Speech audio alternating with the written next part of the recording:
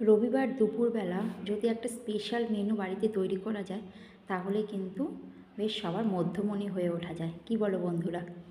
তো আজকে আমাদের সানডেতে আমি বানিয়েছিলাম চিকেন বিরিয়ানি ছেলের আবদারে। তো তোমাদের সকলকে কনক কিচেনে স্বাগত। তোমরা আশা করি সবাই খুব ভালো আছো। তাহলে আমি যেভাবে চিকেন বিরিয়ানি বাড়িতে তৈরি করি চলো তোমাদের সঙ্গে সেই রেসিপিটা শেয়ার করছি। স্কিপ না করে প্রথম থেকে শেষ পর্যন্ত দেখো, আশা করি তোমাদের রেসিপিটা খুব ভালো লাগবে। তো চিকেন নিয়ে প্রথমে আমি এর মধ্যে দিয়ে দিয়েছিলাম আদা রসুন আর কাঁচা লঙ্কার পেস্ট 2 চামচের মতো, আর দিয়েছি হলুদ গুঁড়ো, লঙ্কা গুঁড়ো, জিরে গুঁড়ো, আর এখানে গোলমরিচ গুঁড়ো দিলাম। যদি কেউ ঝাল কম খাও সেক্ষেত্রে কাঁচা লঙ্কাটা স্কিপ করতে পারো। আর দিয়েছি পরিমাণ মতো লবণ।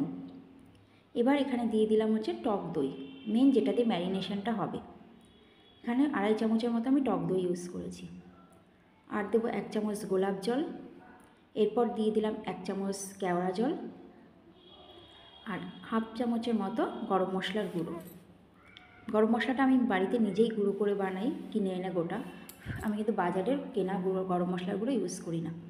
তার মধ্যে দিয়েছি কিছুটা পরিমাণ সাদা তেল, দিয়ে খুব ভালোভাবে চিকেনটাকে ম্যারিনেট করে রেখে দিতে হবে। প্রায় আধা ঘন্টার মতো ম্যারিনেট করে আমি রেখেছিলাম। আর তার সাথে এখানে আমি চালটাকেও ভিজিয়ে রেখে দিয়েছিলাম, ভালো করে ধুয়ে প্রায় আধা ঘন্টা 1 ঘন্টার মতো চাল ভিজিয়ে রেখেছি। যতক্ষণ চিকেনটা ওখানে ম্যারিনেট হচ্ছে ততক্ষণ আমি এখানে আলুটাকে সেদ্ধ করে নেব।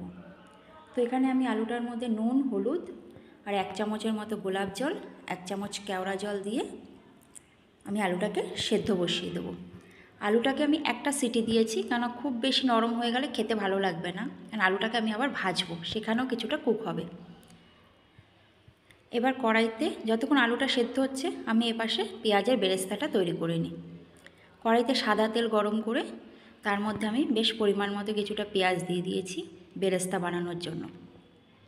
আমি যখন পেঁয়াজের বেরেস্তাটা তৈরি করেছি আমি কিন্তু আঁচটাকে রেখেছি একদম লো ফ্লেমে।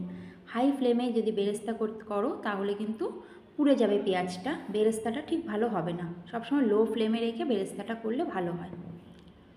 বেরেস্তা বানানোর পর ওই তেলেই আমি সেদ্ধ করে রাখা আলুটা ভেজে নেব। আলুটা বেশ সুন্দর একটু লাল লাল করে ভেজে নেব।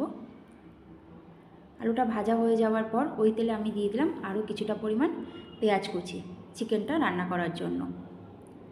পেঁয়াজটা যখন সুন্দর একটা গোল্ডেন ব্রাউন রং আসবে এবার আমি তাতে দিয়ে দেব আমাদের ম্যারিনেট করে রাখা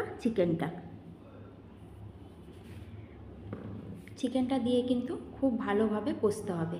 আর এখানে চিকেনটা কষানোর সময় কোনো রকম জল ব্যবহার করো না, আমি কিন্তু সম্পূর্ণ তেলের ওপর চিকেনটা কষা হবে, একদমই জল ব্যবহার হবে না।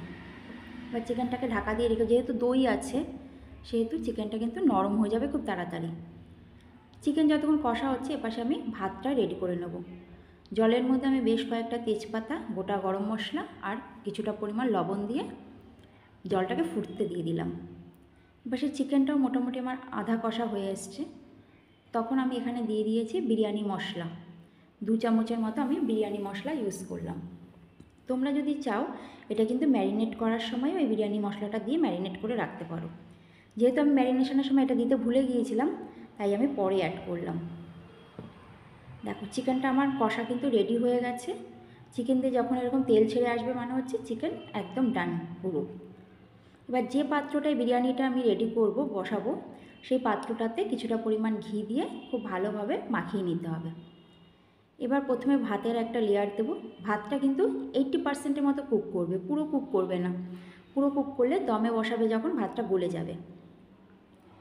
তারপর আমি এখানে দিয়েছিলাম চিকেন, তার উপর আবার একটা ভাতের লেয়ার দিয়েছি এবং তারপর দিয়েছি বিরিয়ানি মশলা 1 চামচের মতো, দিলাম এখানে গোলাপ জল, দেব হচ্ছে কেওড়া জল। গোলাপ জল কেওড়া জলটা কিন্তু মাস্ট, না হলে বিরিয়ানির টেস্টটাই আসবে না। তারপর এখানে দিয়ে দিয়েছি সেদ্ধ করে রাখা ডিমগুলো আর দিয়েছি কিছুটা পরিমাণ বেরেস্তা। ও আর হ্যাঁ বন্ধুরা, এখানে কিন্তু আমি কিছুটা গোলমরিচ গুঁড়ো দিয়েছি। যদি মনে করো তোমরা স্পাইসি একটু কম খাবে তাহলে গোলমরিচ গুঁড়োটা না দিলেও পারো। আবারও সেম প্রসেসে ওপরে কিছুটা ভাত দিয়ে আর একটা লেয়ার তৈরি করেছি, সেখানেও গোলাপ জল, কেওড়া জল, বিরিয়ানি মশলা, গোলমরিচের গুঁড়ো দিয়ে তৈরি করেছি। তার উপর দিয়ে দিলাম আবার কিছুটা পরিমাণ চিকেন। এইভাবেই প্রত্যেকটা লেয়ার চিকেনের যে গ্রেভিটা সেটা একদম সর্বশেষে দিয়ে দিয়েছি।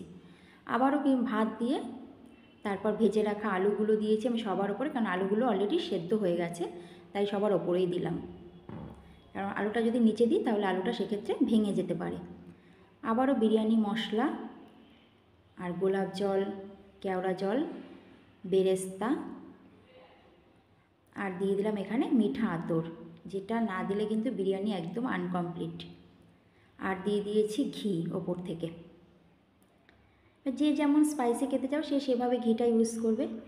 দিয়ে এবার এটাকে দমে বসিয়ে রেখেছিলাম 30 মিনিটের মতো। আমি যখন এটাকে দমে বসিয়েছি তখন আমি একটা চাটুকে বা তাওয়াকে প্রথমে প্রিহিট করে নিয়ে তারপর তার উপর গামলাটাকে বসিয়ে রেখে দিয়েছিলাম আধা ঘন্টার মতো। তাহলে রেডি হয়ে গেল আমাদের চিকেন বিরিয়ানি। আমি তো এভাবে বানাই, তোমরা কে কীভাবে বানাও জানিও, আর কেমন লাগলো অবশ্যই লাইক কমেন্ট শেয়ার করে জানিও। সকলে ভালো থেকো।